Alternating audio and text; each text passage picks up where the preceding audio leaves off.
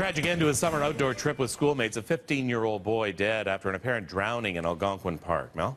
Well, Kev, grief-stricken students returning home to Toronto early this morning. Another group is expected to come home today. The TDSB will be conducting a review into the tragic circumstances surrounding the teen's death. 18 students arriving at C.W. Jeffrey's School just after 1 this morning. Anxious parents waiting here. They were airlifted out of Big Trout Lake yesterday and then bussed back into the city. 15-year-old Jeremiah Perry went missing while swimming Tuesday evening. The teen apparently went underwater and never surfaced. His body was recovered in the lake 19 hours later. A spokesperson for the Toronto School Board says the priority right now is to provide support for the grieving friends of Jeremiah. So we just watched the kids get off the bus, and that's really been our focus, to make sure that the kids get home safe. It was very traumatic. Some of them knew him, some of them didn't. The focus was to be with their parents, and in no way did I want to interrupt that. So you could see a lot of hugging, a lot of talking amongst kids and parents, and I think they'll have a couple of days to debrief, and we, of course, will talk to the staff and the parents in a day or two.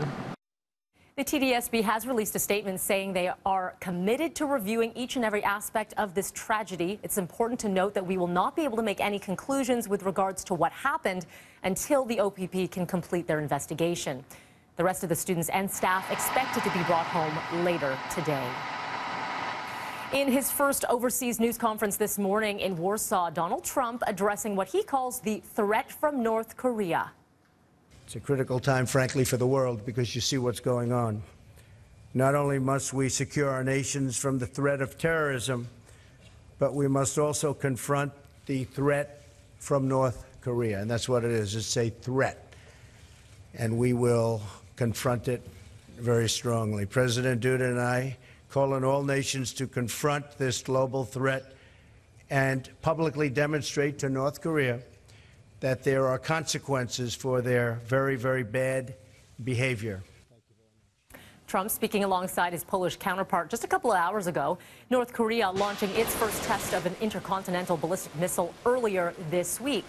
Nikki Haley, the U.S. ambassador to the UN, is calling the launch a clear and sharp military escalation, adding that the U.S. is prepared to use a full range of capabilities to defend itself. One question is what role China will have in dealing with North Korea. Current and former U.S. officials are offering different views on how China's reaction could play out. We're going to have to put much more meaningful pressure on China. And the president seems all too willing to quickly walk away from China and say, well, I asked nicely, they didn't do it, so I guess China's a bust.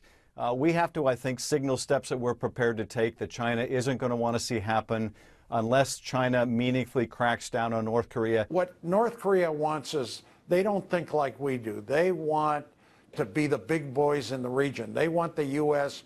to talk to them directly without China. But I think right now, Kim Jong-un is defying the international community, trying to put President Trump in a box. And I think we have to be careful in that response, not be provoked. G20 leaders, including Trump, are expected to discuss North Korea when the summit begins in Hamburg tomorrow.